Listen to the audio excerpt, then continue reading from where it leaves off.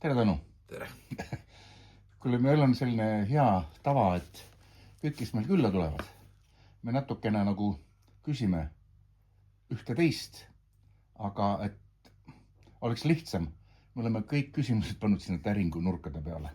Nii. Et kui sa vaatad, mis on sinna kirjutatud ja mis tuleb sulle, mis mõtted tulevad?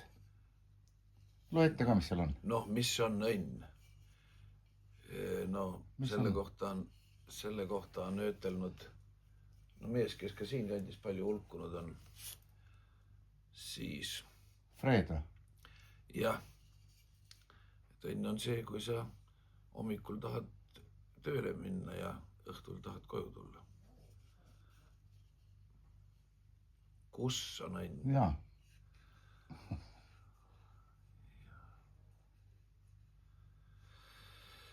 No jah, eks ta ikka mõtlemise küsimus on, et seega siis enese sees ikka tuleb ikka mõtelda ennast õnnelikuks. Ikka siin 14-15 senti juures. Jah. Vist nii. Kuidas karastus teras? Oled lugenud? Jah, ma olen lugenud seda omal ajal muidugi, jah. Et ma pean sellest raamatust nüüd ülevaate tegema. Sul midagi meelde jäi sellest? Jäi midagi meelde? No jaa, aga ta oli ikkagi lapsepõlves ta oli ikkagi teatud mõttes ka põnevusraamat, et mis neist kõigest saab. Ja. Sellist kooli kohustuslik ei olnud vist? Kas ei olnud? Küllap ta oli. Miks ma seda muidu lugesin? Küllap ta oli. Ma tean ainult pealkirja vist. Küllap ta ikkagi oli, jah.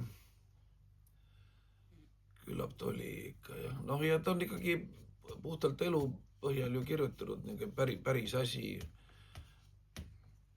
Mis ta oli, Ostrovski, mis ta eesnimi oli? No jah, mis me sellest raamatust rääkime. Kuidas karastus siis teras? Kuidas karastus? No võtta, mis seal ongi, näed, et karastunud ta midagi, jäi voodi haigeks. Tegi lollusi, külmaga tõi puid ja see näitabki, et ega entusiasmiga sa võid auku kaevata, aga maja ei ehita. Et noh, aga füüsikalist valemit, no kuidas teras karastub? Kuule, see läheb keeruliseks. Mõni teine kord. No, vaata, mis seal veel on. Miks on Eestimaal hea elada? Noh, harjumuse jõud. Ei, eks selle, jah. Ei, noh, ega teises keeles, ma olen proovinud ka elada ju vene keeles ja proovinud elada inglise keeles ja on soome keeles natuke tulnud elada ja isegi nii, et minu jaoks on ikkagi jah, see tänagi kuulsin raadiost, et väga palju rohkem kui kõikidel teistel rahvastel on see eestlase identiteedi alus ikkagi keel. Sinul kui näitlejal, see ongi nagu sinu töövahend relv. Sellega sa lased. Ütleme niimoodi, et noh, et jah, see on kohustus või see on paratamatus teatud mõttes, aga jah, no ma ei taha jumala pärast selle jälle poliitiliseks minna, aga see kohustus olla kangesti eestlane, mis tänapäeval peale pannakse, see ikkagi sisimas tõukab sellest eemale. Ma arvan, et teatud mõttes on ikkagi see suurte vabadustega seotud. Ma tead, ma olen nagu mõelnud, et rohkem nagu eestimaalane, kes tahab ennast siduda Eestimaaga. Et minu jaoks on nagu võib-olla nagu suurem, kuigi me oleme eestlased. Aga ma olen nagu mõelnud, et eestimaalased, kes tahab, need võib-olla väga erinevaid, kui ta tahab olla eestimaalane. Siin on palju asju, mis ta peab veel tegema selleks, et ta saaks eestimaalaseks. Jah, no võt, jah, see maa. Hiljuti nägin ka ühte küsitlust, et noh, et inglise keeles on 10 sõna, millele eesti keeles on vaste maa. Eks ole, eestitakse muldmaa, eks ole, maa, keramaa, kodumaa, riik on ka maa. Noh, et selles mõttes on ta teatud mõttes üle ekspluateeritud ka sõna muidugi, aga jah, kui me armastame Eestimaad, mida me siis armastame, see on muidugi alati küsimus, jah. Kas me armastame seda maad või armastame ikka neid inimesi või mis meid sellega seob, see on, aga ma arvan, nendele küsimustele võib anda huvitavaid vastuseid, aga kui tahta apelleerida tõele, noh, siis on parem see juba ette ära unustada. Väljendame ennast huvitavalt, me tunneme mingisugust tunnet. Ehk uues eestikeelses sõnas emotsiooni, mida ma ei salli üldse, et kasutatakse sõna emotsioon tunde asemel. Aga noh, me oleme seotud. Ma arvan, selles asjas on igal ühel õigus. Nii ongi, just. Igal ühel on õigus.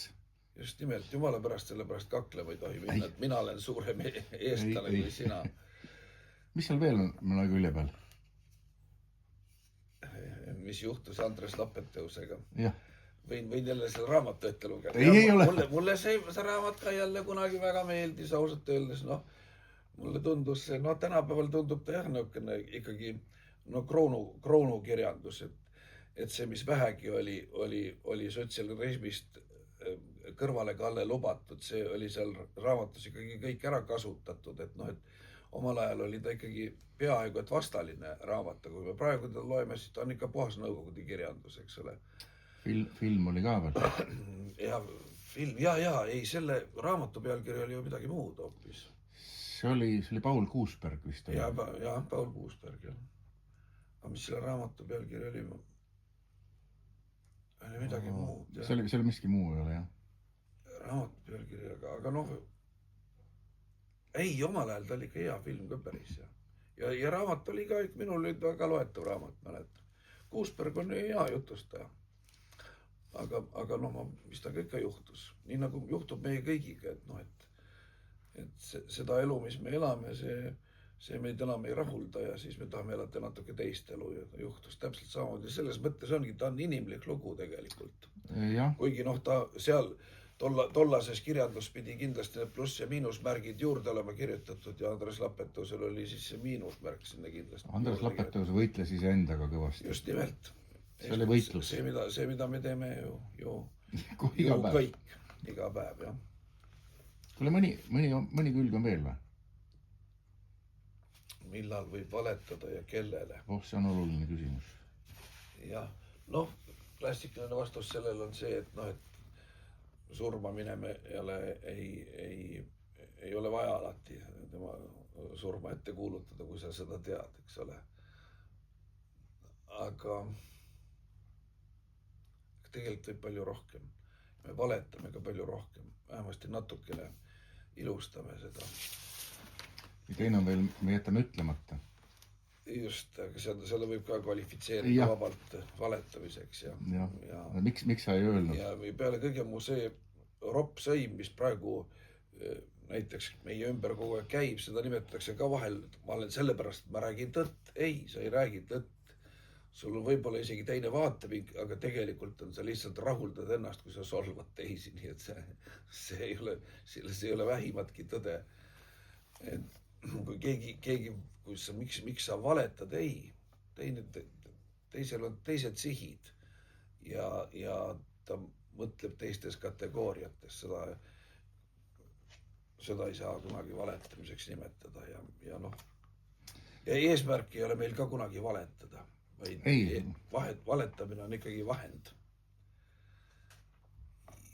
Tead, selle küsimusega oli väga vahva. Ma esimest korda esitasin selle küsimuse oma kursuskaaslastele, kui mul oli ülikooli lõpetamisest 20 aastat, 2004. Ja tead, sa võid arvata, kui huvitavalt vastasid kohtunikud, prokurörid, advokaadid, tavajuristid, majandusjuristid.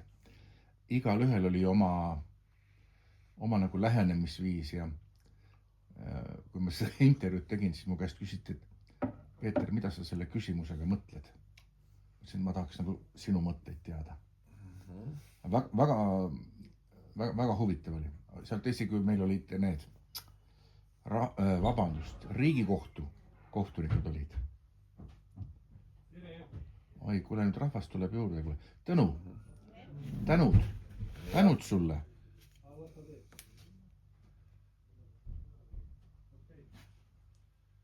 Saime hakkama vist. kõik jah. Kõik ju selleks korraks. Vot ma püüdsin väga lisnalt läbi saada. Kuule, aitäh sulle. jah, aitäh.